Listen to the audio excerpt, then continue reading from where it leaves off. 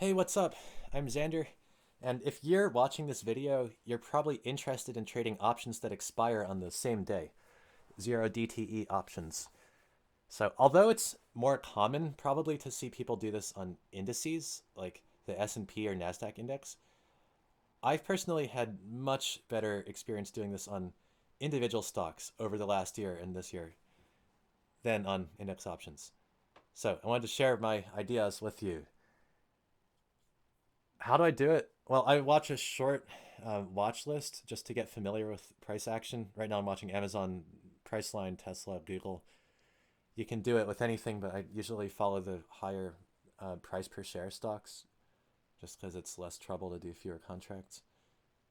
And I'll show you an example. Look, today, Amazon, I did this. Yeah, I lost money. I try to be as transparent about that as possible. $70 loss for the day. But it could have been a lot worse. There was one day I lost $1,200 in an index option trade in a couple of minutes. Overall, I've lost thousands of dollars trying to do this stuff on index options, and I've made money fairly consistently doing this on individual stocks. I don't want to bore you with the exact details of all this stuff, but you can see my latest couple of trades here. I wish I'd never even messed with index 0 DTE options, but um, I I'm thankful for the experience that it taught me at least. All right, hard numbers. You want to know what delta do I sell, right? That's the question everybody always asks. 20. That's what I did today. It was 20 delta on the short strike when I opened these trades, approximately. Where do I stop it out if it goes bad? Real simple. You stop it out before it goes in the money.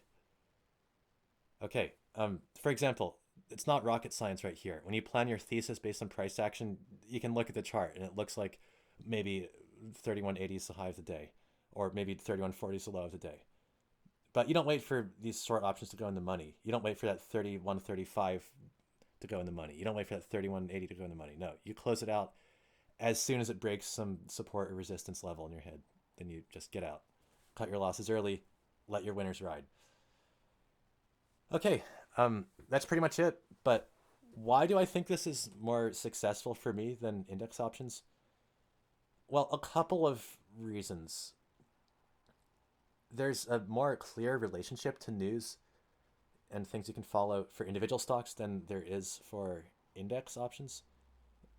Betting on the NASDAQ, for example, that it'll stay over 13,000 or whatever, that depends on so many things, whether it's weather or politics or et cetera, et cetera. But sometimes it's easier to keep track of individual stocks and even keep track of how they're doing relative to the market. That gray line in the chart is the market. And another big reason is implied volatility. Higher implied volatility for individual stocks. You can see it's 40%. It was today for Amazon, but you can also see in the screen here that for the NASDAQ index, it was only 27%. So that's a big difference if you're trading short options, which is the usual way to do these trades.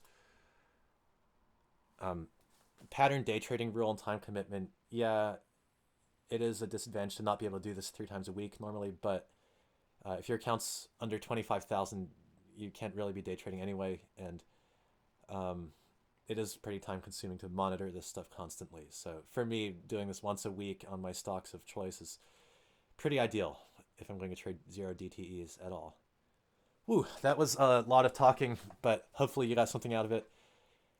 If you want to follow my trades live in real time and talk to the other people in my trading community, I'm throwing out the link to my Discord channel in the description.